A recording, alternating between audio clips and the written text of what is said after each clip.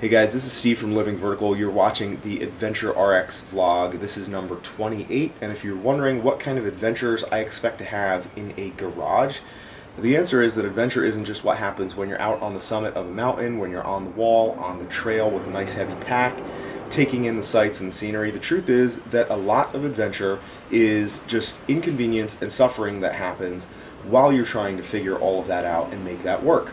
And in this episode today, I'm going to tell you a little bit about what is going on in our life right now because our tow vehicle is totaled, and so we kind of have to start all over with fixed income. Not an ideal position to be in, but it certainly is adventurous in a way.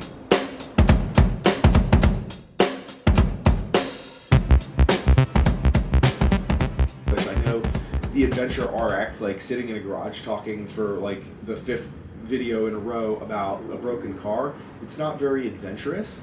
I would apologize for that, but I think it's important to be real about what adventure looks like. And you know what? To get to the places that you want to be, that are spectacular, that are fun, that are inspiring, there's a lot of this that has to happen. Or if not, you have to be prepared for that, because 90% of the time, this is not normal. But when it happens, like when it rains, it pours. So the car broke, our website broke, Lilo got sick, and now I'm sick. Now the car's totaled, and you know, this stuff all happened within the space of like 4 weeks. So when it rains, it pours, but this is what adventure involves. Unexpected things happen that at the time really suck, but that you have to just get through. So subscribing to this channel and helping us share the work that we're doing, that can help us a lot. I know that people on YouTube, it's almost like a nervous tick where people are like, give us a thumbs up, subscribe to the channel, blah, blah, blah. Like, these terms and conditions may apply, fine print that kind of is vomited out in every episode. But, it would actually help us if we have more people watching these videos. If more people are following our work, that would be really helpful. I'm not at a point yet where we're starting a GoFundMe page or something like that. I mean, it's possible that, if we need to do that we will. But right now, I believe that we can get through this. It's just going to take a little time, and it's going to take some work. And it's interesting, I just want to point out that apparently everybody in this area of Las Vegas thinks it's a great idea to get like 2 or 3 guard dogs per house and then go off and leave them so that the dogs can go batshit insane and bark and whine and yip and yap and just raise all kinds of hell all day long. I don't understand that. To me, it seems like that's probably not great for the dogs. If you check out the Living Vertical website, livingvertical.org, we actually fixed the website and relaunched it. It looks a little bit different, but the functionality is better, and you will notice that I am giving away an ebook that I have written about my experimentation with my diet and how that is impacting my ability to take on adventures and to handle stress like this. And you can get that ebook for free at livingvertical.org. So if you've been watching the last few episodes of the vlog, you'll know that my car got hit while it was parked, and the front quarter panel got all jacked up, went into the shop for repairs. Now, part of what complicates this story is the fact that the car was parked while Stephanie and I were commuting for work, because we live on the road, but we commute for work because she's a flight attendant and I work with clients in Boston. So the car was hit in Las Vegas while we were commuting for work. So what that left us with was a scenario where we returned to Las Vegas expecting to get the car fixed with a pretty quick turnaround and get back on the road. Instead, what happened was we took the car into the shop, and then I got an email from the insurance company, and they said, turns out that we found additional damage inside the car, and it's declared a total loss. So get your stuff out of the car, and we'll write you a check for whatever it is worth. So now the situation is that we're in Las Vegas, which is not where we live. It's not our home. We live on the road, and our mailing addresses and as much permanence as we have from an official paperwork standpoint are kind of in Massachusetts and in Utah, because those are the places that we typically spend the most time. So now we have to buy a vehicle in Las Vegas that we can take back to Utah to get the trailer to go back on the road. So right now I don't know what the insurance company is going to give us for my CRV. It was a 2002 CRV, and to be honest, I was a little bit iffy about pulling the 13-foot Scamp trailer, which is only about 15 pounds, but that's the max tow rating for the CRV.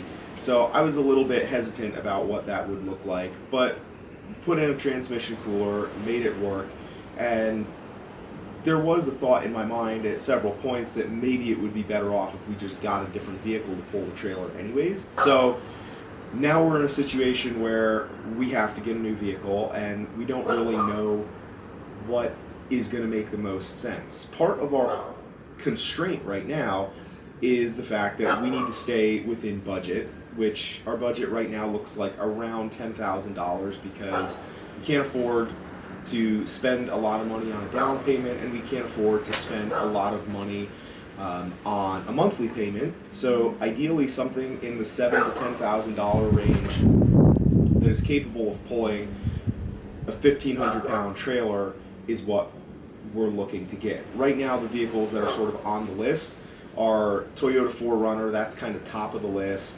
as well as Subaru Forester, or potentially a Toyota Sienna, even a minivan, because they have a pretty high tow rating, I believe 3,500 pounds. So, you know, it's hard to make a determination about a vehicle because everybody has different ideas and different experiences with all of these vehicles.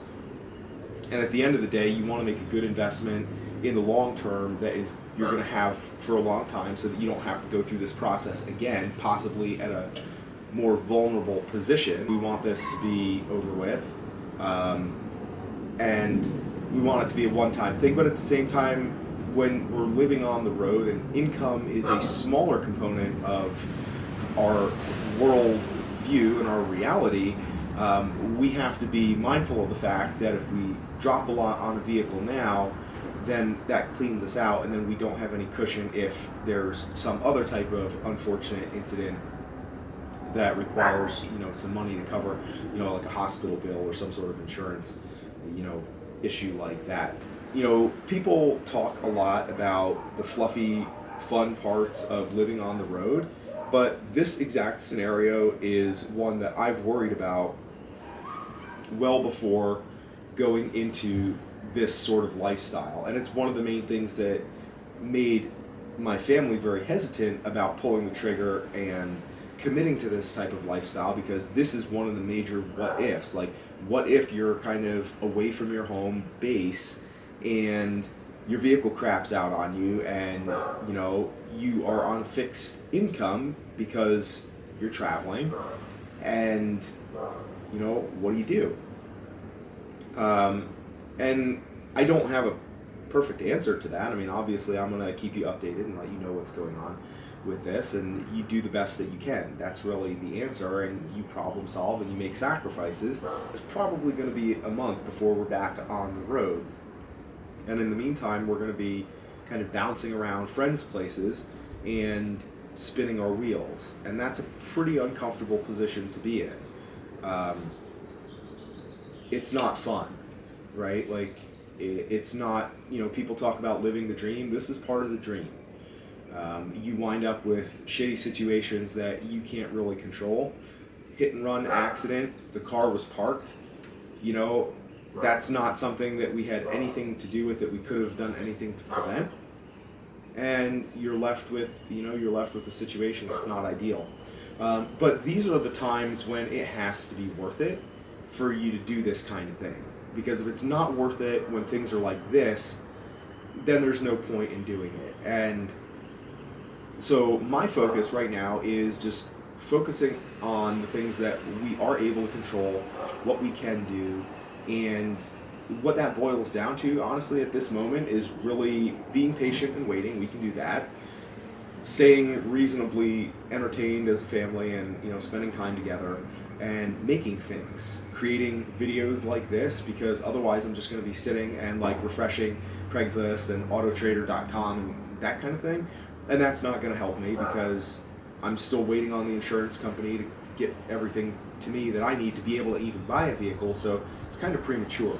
I would like to hear from you if you have suggestions on this vehicle, and I would also like to ask that you subscribe to this channel and that you share these videos. Check out the playlist. If you visit my profile page here on YouTube, you can check out the playlist and get a context for the backstory of what we've been doing and what our mission is and what we're trying to accomplish. I know typically when things go poorly, those are the times when you hit that deep low in order to be able to really bounce back out of it. That's been how it's worked in the past, and right now we're still kind of trending down.